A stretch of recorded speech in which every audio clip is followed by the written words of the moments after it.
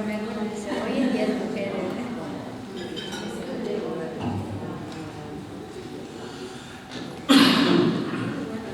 Bueno, a los fines de continuar con el último tema de toda esta jornada del día de la mañana, después de charlar un poco, pensamos cuál sería un tema que a veces es poco frecuente de verlo en cuanto al dictado del mismo, pero que es muy frecuente en nuestra práctica diaria, la pregunta de cuál es el mejor paciente cirrótico que va a sufrir una cirugía no hepática. Y esto es importante aclarar que la cirugía no hepática estamos refiriéndonos específicamente a tal cual la palabra lo dice. Por lo tanto, ¿qué es lo primero que vemos? Hay que valorar el riesgo quirúrgico fundamentalmente para minimizar los mismos en pacientes con enfermedad hepática, y esto va a requerir de un equipo fundamentalmente multidisciplinario. Ahora bien, la valoración de este riesgo-beneficio, el manejo perioperatorio, como así también el reconocimiento de la secuela y tratamiento en el postoperatorio va a tomar una gran relevancia. Todo esto nos lleva a identificar comorbilidades, evaluar qué habilidad tiene el cirujano que va a manejar este tipo de paciente, ver el equipo de anestesia junto con la magnitud de la cirugía, y todo esto va a adquirir una gran importancia previo a la cirugía que vamos a realizar. Entonces, ¿cuáles son los objetivos que tenemos que marcar? Sabemos que la mortalidad y la morbilidad es alta y que va a depender de la severidad de la enfermedad hepática que el paciente tenga. La valoración preoperatoria va a decidir el procedimiento, pronóstico y también el plan de tratamiento. A su vez, la combinación del CHAI, el MEL y el ASA van a proveer o nos van a ayudar a predecir los resultados en este tipo de pacientes. Siempre hay que considerar la posibilidad de trasplante, debería ser valorada previo a la cirugía. Trasplante como una terapia de rescate cuando estos pacientes sufren una falla hepática post-resección o post-cirugía de cualquier índole. ¿Qué también debemos saber? El flujo hepático suele estar reducido por la anestesia, por la pérdida de sangre, como así también por otros fenómenos hemodinámicos. Y dentro del desarrollo de lo mismo, la mortalidad operatoria está aumentada en situaciones como la hepatitis aguda, la hepatitis alcohólica, la hepatitis crónica, cirrosis en estadios CHAI, B y C. Y vean ustedes que el MEL va a predecir la mortalidad operatoria más que el CHAI, y este es un método evidentemente lineal. Entonces,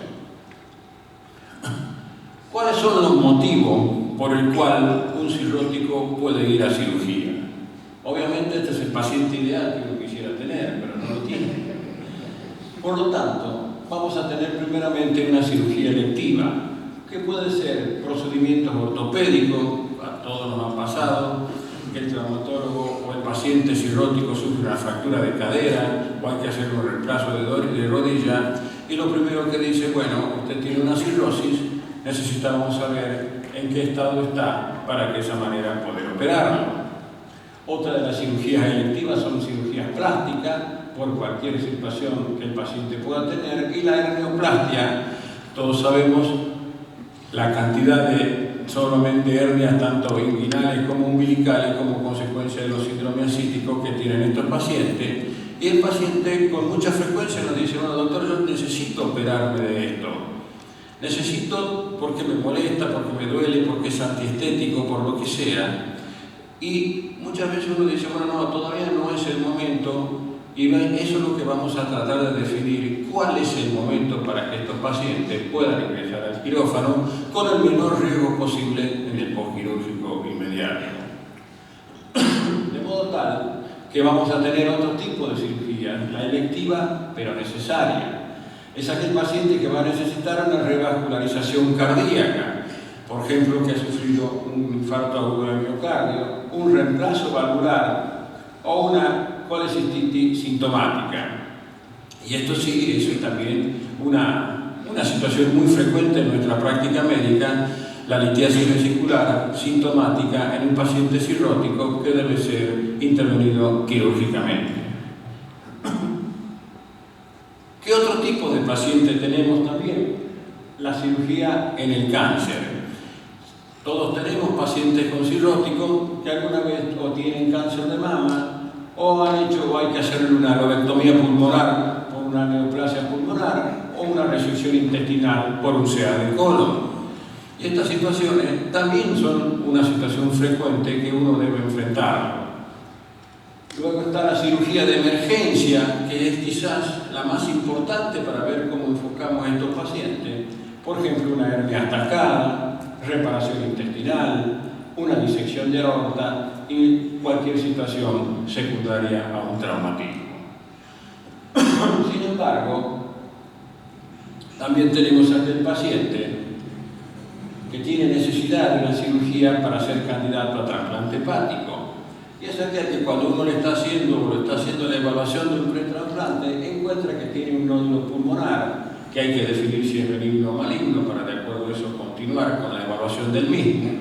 Una estenosis aórtica, porque uno debe preguntarse si ese paciente hay que corregirle ante esta patología del trasplante, porque todos sabemos lo que es el trasplante hepático, es el trasplante más complejo de todos, lo que de alguna manera lo hemos vivido.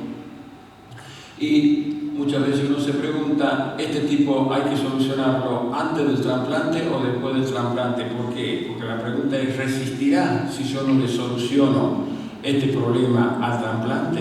Y lo más factible es que no. Reemplazo valvular y resección del colon cuando en algún momento tenemos una lesión que es altamente sospechosa de ser maligna. De modo tal que ante esta circunstancia, ¿cómo determinamos la severidad de la cirrosis en estos pacientes? Y nos basamos en los tres métodos conocidos, el CHAI, el MEL y el ASA. Vamos a ver. Todos conocemos lo que es el CHAI, la clasificación del CHAI, que basamos en de acuerdo a la acetina, notinaciti, encefalopatía, los gramos de albúmina, la bilirrubina, el tiempo de protonina y el RIG.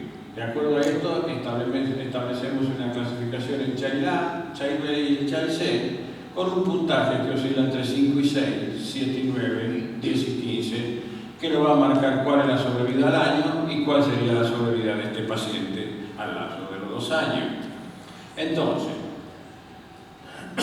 un paciente en la valoración prequirúrgica, de acuerdo al CHAI, cirrótico obviamente, ¿cuál sería su riesgo quirúrgico de acuerdo al CHAI? Si este paciente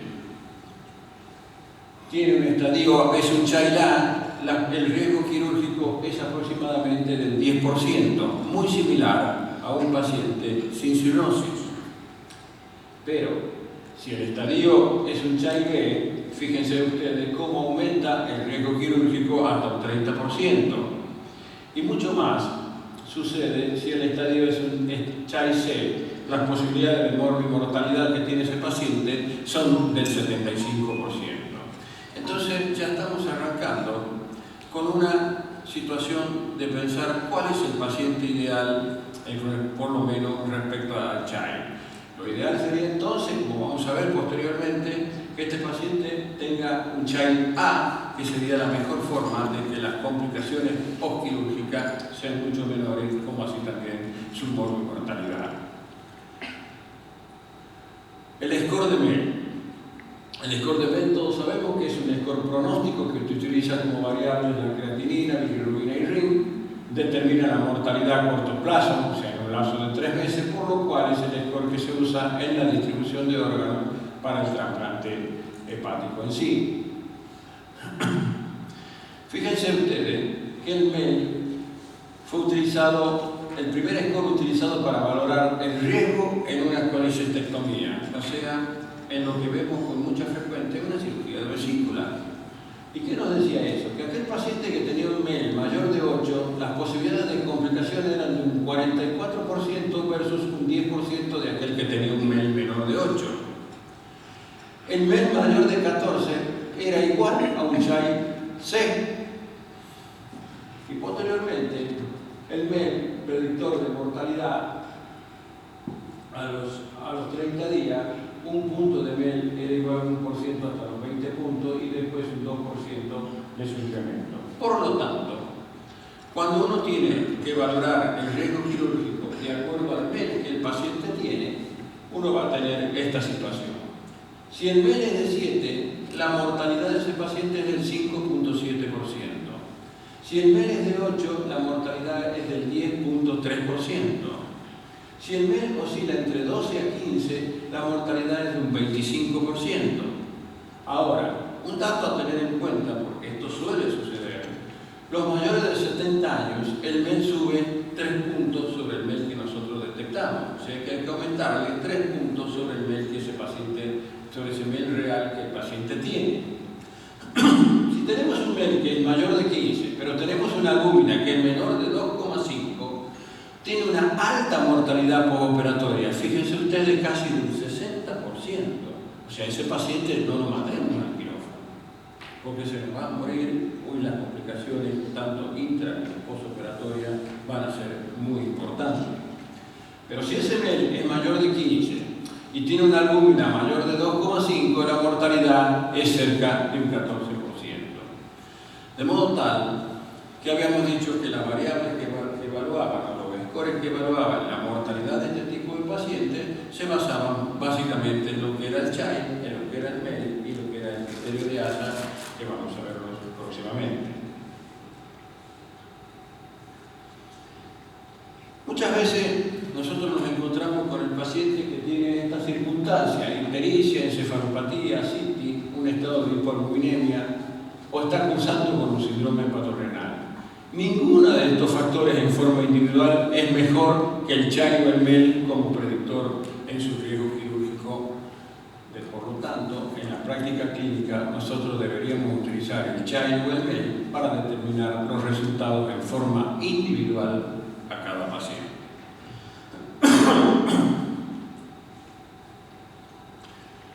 El otro criterio era el de la Sociedad Americana de Anestesia. Gran problema tenemos nosotros, no solo con los cirujanos, sino también con los anestesistas, porque el anestesista plantea muchas veces: no, está muy mal el paciente o tiene una muy mala coagulación. Pero a ver, como uno siempre le dice cuando charla con el anestesista y con el cirujano, es un cirrótico. No pretendamos que tenga una coagulación normal, porque no la va a tener. Ya vamos a ver qué pasa, cuál es el paradigma actual relacionado a la coagulación en este tipo de pacientes. Sin embargo, ¿qué nos dice el criterio de ASA de la anestesia? Estadifican ellos 5 categorías. La categoría 1 es el paciente sano.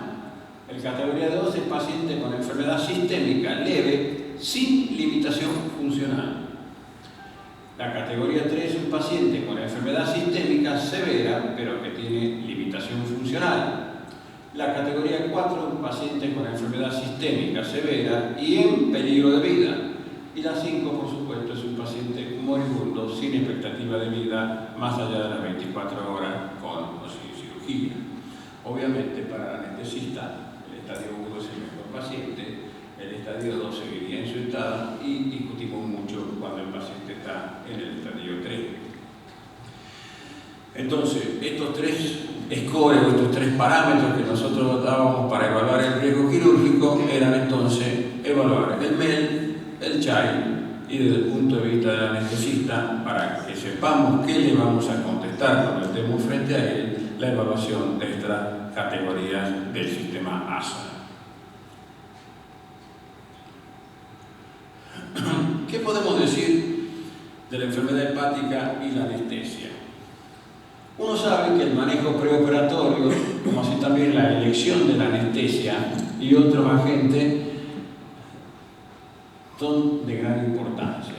Mantener la perfusión hepática y la oxigenación de los otros órganos junto con un volumen intravascular y una presión de llenado debería ser mantenida con cristaloides. Y esto tenemos que nosotros explicarle al anestesista: yo necesito que vos, o tenerlo a este paciente, con una buena perfusión de otros órganos, una buena presión arterial. Y algo muy importante, yo te doy un paciente orinando, devolverme un paciente orinando. Porque eso es una cosa que uno debe repetirle al anestesista, porque les puedo asegurar que con mucha frecuencia pasa que entregamos un paciente orinando y nos devuelven un paciente sin orinar. Y esto se debe a los problemas intraoperatorios propios del mal manejo anestésico que tienen estos pacientes. Por eso es tan importante que el anestesista sepa manejar los pacientes con hepatopatía. Y por eso también ustedes, los que están por hacer o los que están haciendo y preparándose para el tema del trasplante hepático, adquiere gran relevancia e importancia en la preparación del anestesista para el momento del trasplante en sí. El uso de coloides de producto de la sangre es necesario para corregir coagulopatía y disminuir el tercer espacio.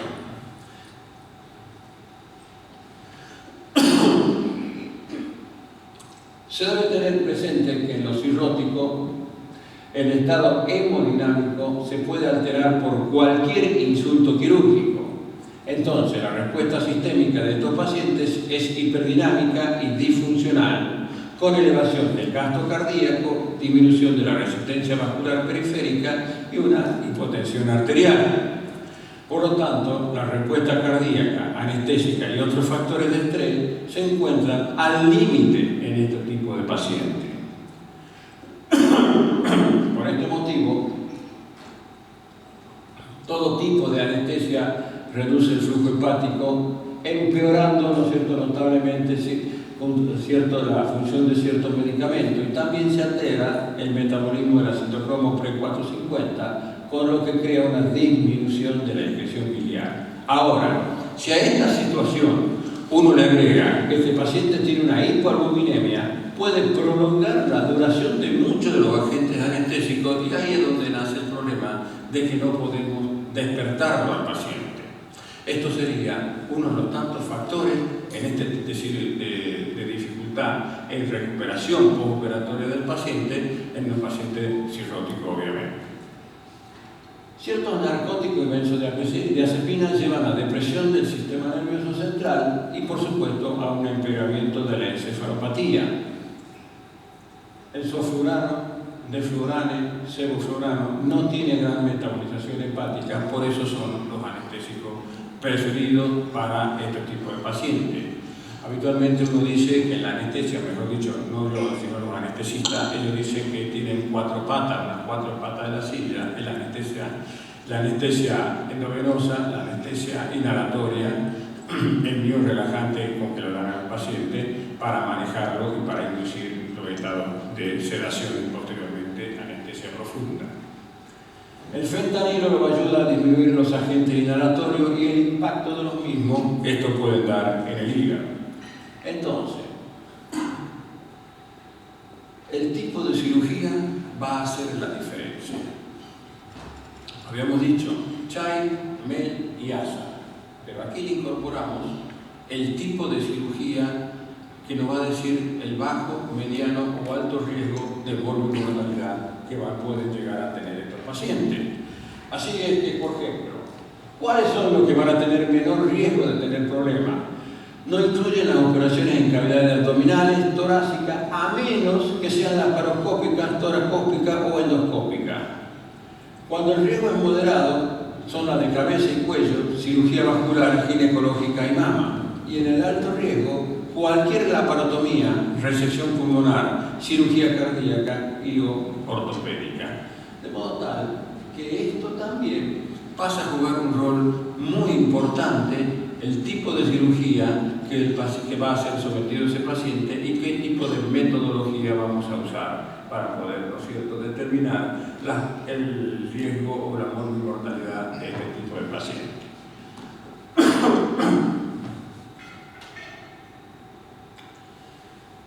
Por lo tanto, ¿qué se debería preguntar el cirujano en pacientes con enfermedad hepática? Primero, ¿cuál es el riesgo en no cirrótico? Segundo, ¿cuál es el riesgo de muerte o de compensación de acuerdo al grado de enfermedad hepática? Y por último, ¿cuáles son las chances de una buena recuperación funcional y, por supuesto, calidad de vida de este tipo de paciente.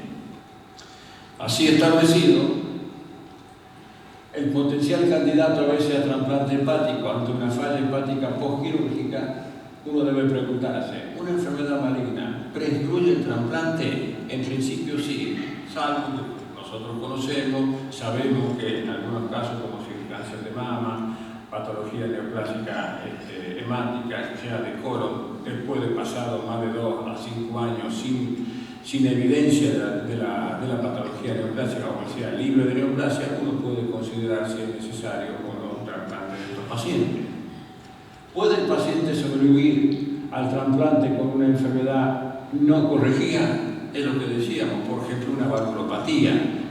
Si a ese paciente no le corregimos esa valvulopatía en el pretrasplante, ¿podrá sobrevivir o aguantar esa cirugía? Indudablemente que no, porque la reperfusión, una vez que, ¿no es cierto?, uno pone el nuevo hígado, es muy grande y esa hipovolemia, si no tiene un buen funcionamiento cardiorrespiratorio, puede crear un edema pulmonar y, por supuesto, entre otras cosas, falla cardíaca y muerte del paciente.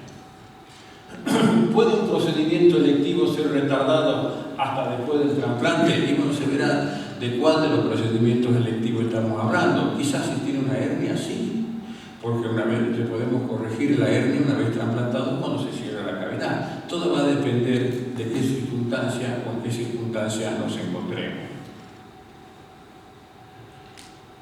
Entonces, ¿cuál sería el algoritmo de manejo que nosotros deberíamos tener ante un paciente con cirrosis? Primero, corrección de la coagulopatía, que ya vamos a hablar de la misma. Corregir la ascitis si la tuviera, valorar la función renal, disminuir la hipertensión portal, maximizar el estado nutricional. Esto es una cosa muy importante hoy en los pacientes cirróticos por el grado de sarcopenia que pueden llegar a tener. Corregir la encefalopatía, si es que la tuviera, corregir la hiponatremia, y de esto no hay que olvidarse de la hiponatremia. La hiponatremia es una consecuencia muy frecuente en este tipo de pacientes y hay que aprender a manejarla.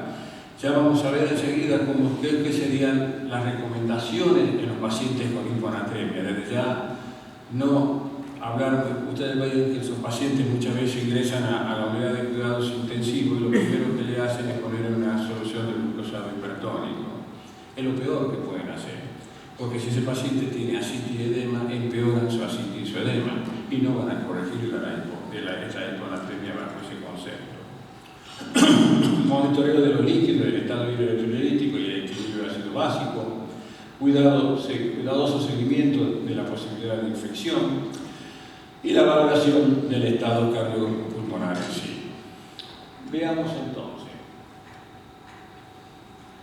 Las alteraciones de la coagulación en la cirrosis descompensada, nosotros vamos a tener que el tiempo de protrombina, como así también el RIN, está prolongado, la actividad de los factores de coagulación como el factor 5, 7 y 2 está reducida y el recuento de plaquetas suele ser bajo. Entonces uno dice, bueno, este paciente tiene mayor riesgo de sangrados en procedimientos invasivos y van a ser sometidos a una necesaria corrección del mismo. Ahora bien, las complicaciones hemorrágicas en la cirrosis descompensada, el paciente puede tener un hematoma del recto anterior, puede tener hemorragia varicial, puede tener hematoma cutáneo, puede realizar un hemoperitoneo o puede realizar un hematoma esplénico. Sin embargo, fíjense ustedes que las alteraciones de la homeostasia en el paciente cirrótico nosotros tenemos que valorarlas bajo 3 aspectos: las plaquetas, la coagulación y la fibrinolisis.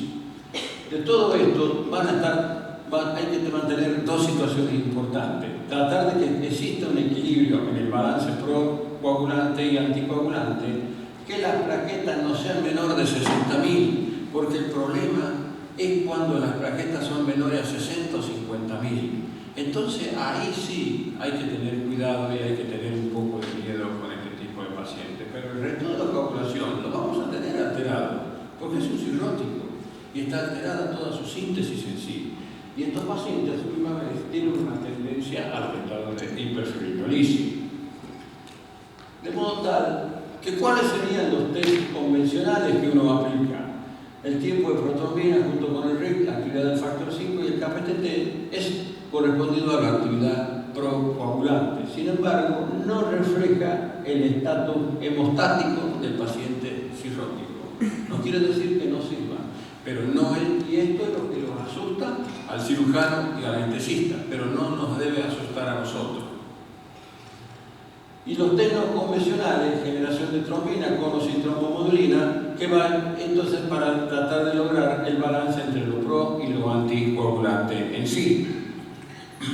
Ahora fíjense ustedes, ¿cuál es el cambio del paradigma en el paciente cirrótico respecto a la coagulopatía?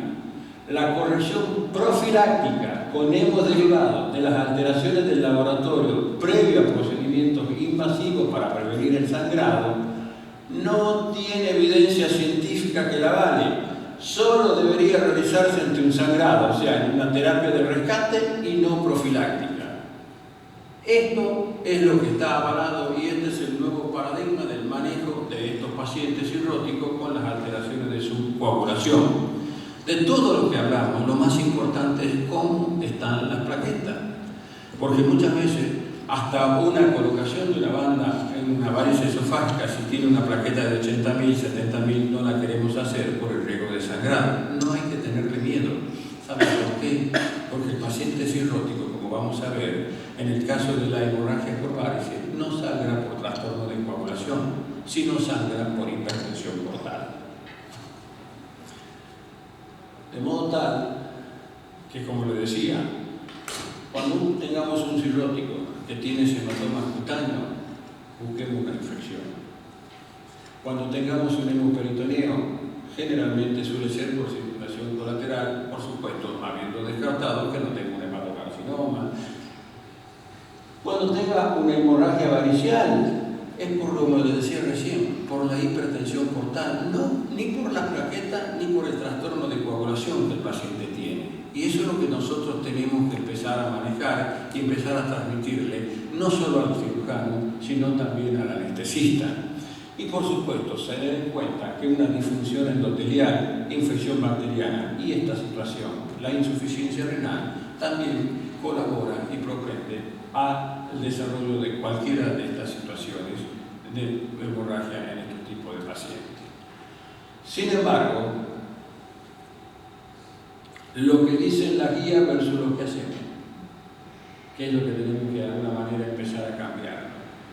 La guía de la Asociación Americana del 2009 dice: la decisión de biopsiar a un individuo por un RIN bajo, fibrinógeno o plaqueta bajo aún resulta de prácticas locales de cada unidad y de la relación riesgo-beneficio en cada caso. No existe un límite seguro de RIN 1.4, fibrinógeno 120 o plaqueta 50.000 para realizar el procedimiento o para referir correcciones con transfusiones de hemoderivados. Una cosa es lo que dice la guía, otra cosa es lo que hacemos nosotros. Pero tenemos que empezar a cambiar el enfoque de la coagulopatía y del manejo básicamente de la coagulopatía en este tipo de pacientes. Todos ustedes han visto cómo sangra una hemorragia digestiva por varices esofágicas, un sangrado activo en Chet, lo que hablaba recién el doctor Lanciotti, la colocación de las diversas bandas. Y aquí quería referirme a la hiponatremia dilucional, que era un punto también importante en el manejo del mismo. Cuando empezamos a decir que tiene una hiponatremia, cuando nosotros tenemos un paciente con un sodio menor a 130.000 equivalente, entonces no es que tengamos que darle sodio, tenemos que restringir la ingesta de líquido, ya sea oral o endovenoso, y no aportarle más de un litro por día. Evitar la administración de cantidades excesivas de líquido, o sea, mayor de 2 litros por día, ya sea oral endovenoso, a pacientes que tengan ascitis y sodio entre 130 y 135. La administración de solución salina hipertónica no produce una corrección mantenida del sodio sérico y aumenta de forma importante la fibrilogedema, es lo que decíamos con el glucosado hipertónico. Es aconsejable la suspensión de los diuréticos cuando la hiponatremia es marcada, o sea, menor de 120. Y en pacientes con sodio entre 120 y 130, 130 se aconseja evaluar la respuesta a los diuréticos mediante la determinación de la natriuresis, o sea, el sodio en orina. ¿Qué hacemos cuando el paciente tiene una citis? Lo primero que tenemos que hacer es estadificar o clasificar cómo está la citis de este paciente.